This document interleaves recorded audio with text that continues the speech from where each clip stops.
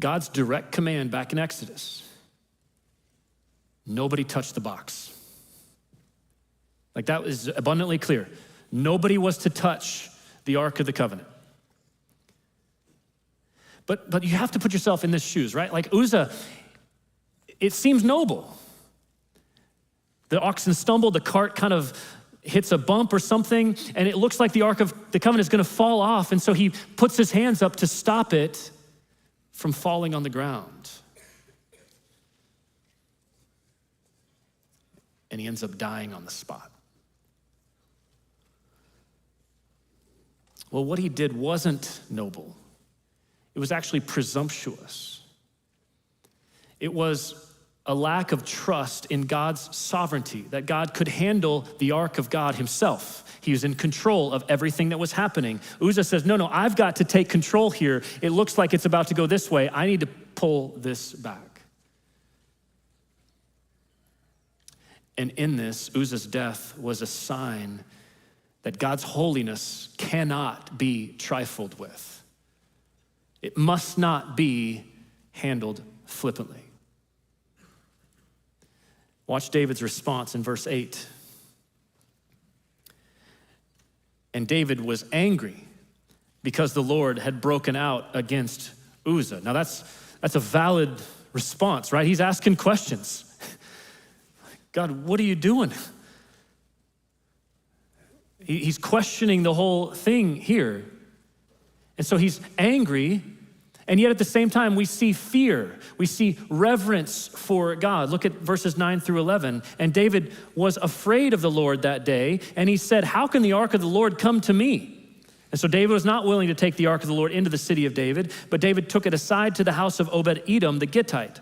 And the ark of the Lord remained in the house of Obed-Edom the Gittite for 3 months. And the Lord blessed Obed-Edom and all his household. Again, just the power of God by its very presence brought blessing on that household. It shows something there. But I want you to think about what David would have been doing in those 3 months. The ark of God that he was intending to bring home now is sitting in somebody's barn. And what is David reflecting on? What just happened? He's for 3 months reflecting on the holiness of God, that he saw one of his brothers right next to the ark of God die because he touched it. He has to reflect. And what was God doing? God was drawing his heart towards deeper reverence. That David would have grown in this awe and wonder, which is the point here. As you and I revere God, we grow in worship. As we grow in this reverence, in this awe, this stunned reality before a holy God, that will grow our worship.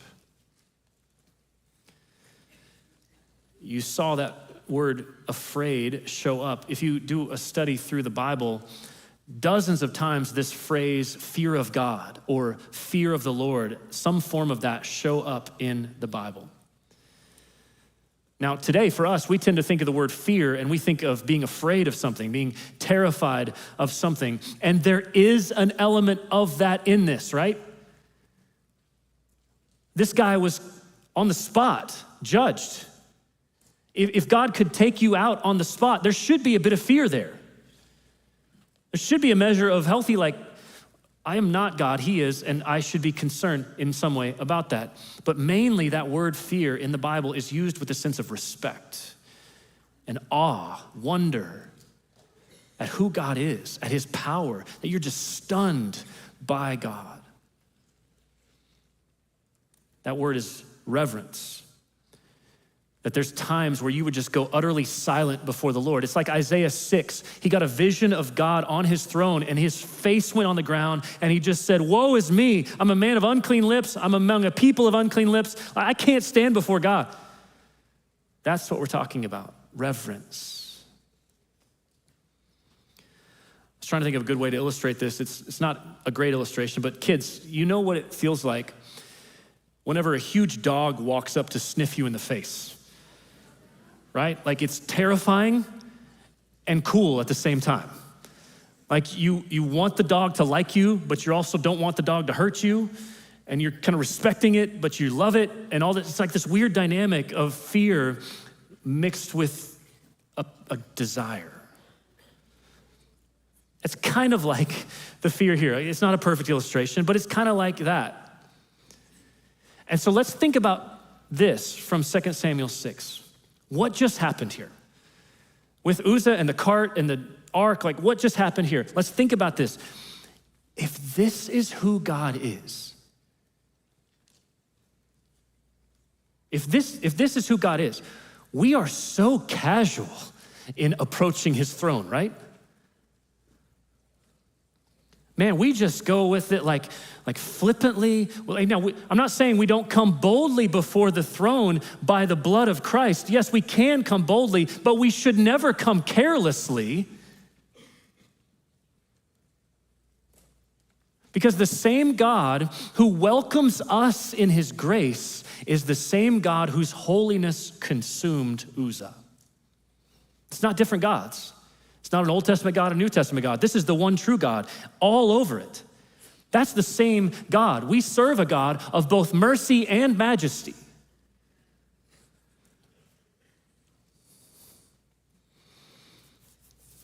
Remember that when you're sitting alone at your computer tonight.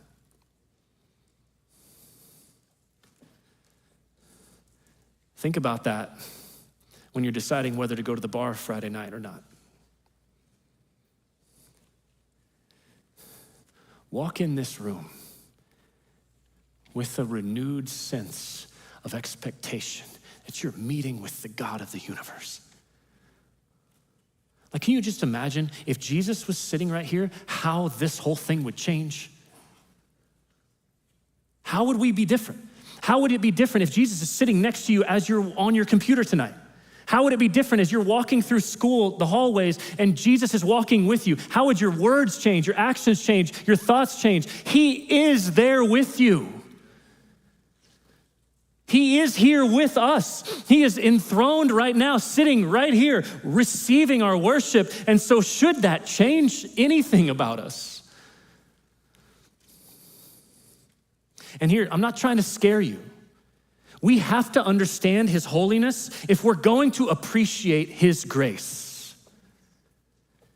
Like, to get this picture of him and his holiness, and we are so far from that. We are deserving of nothing but judgment like Uzzah. We deserve that, and yet, he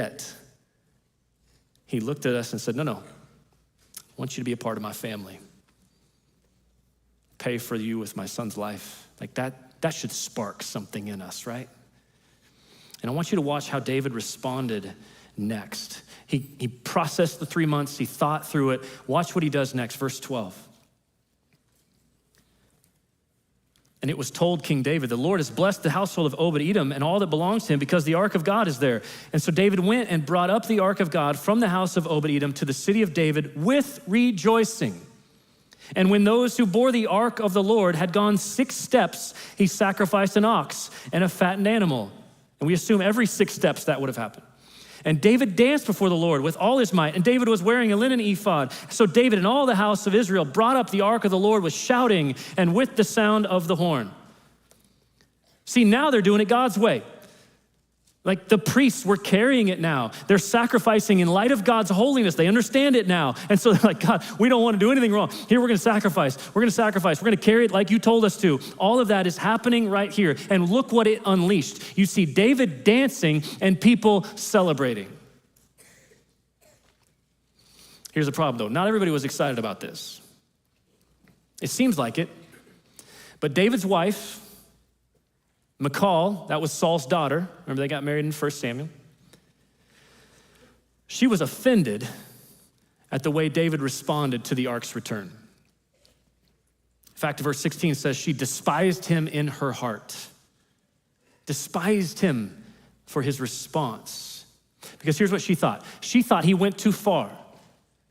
He stripped down to his linen ephod, which was basically the undershirt under their robes. That was essentially that. And he did that, and he would dance and all of these things. And so she thought pridefully. She was focused on his image, his role, his status before the people. Like, David, you went too far, man. You should not have done that because they're not going to respect you anymore. They're not going to follow you anymore. This is going to hurt your influence. Here's how David responded. Look at verses 21 and 22. And David said to Michal, "It was before the Lord who chose me above your father and above all his house to appoint me as prince or leader over Israel, the people of the Lord, and I will celebrate before the Lord. I will make myself yet more contemptible." Some translations, I'll make myself undignified. "And I will be abased in your eyes, but by the female servants of whom you have spoken, by them I shall be held in honor." He's saying, I'm gonna be even more undignified, and I know you don't like it, but you know what? Those people will respect it because they understand grace.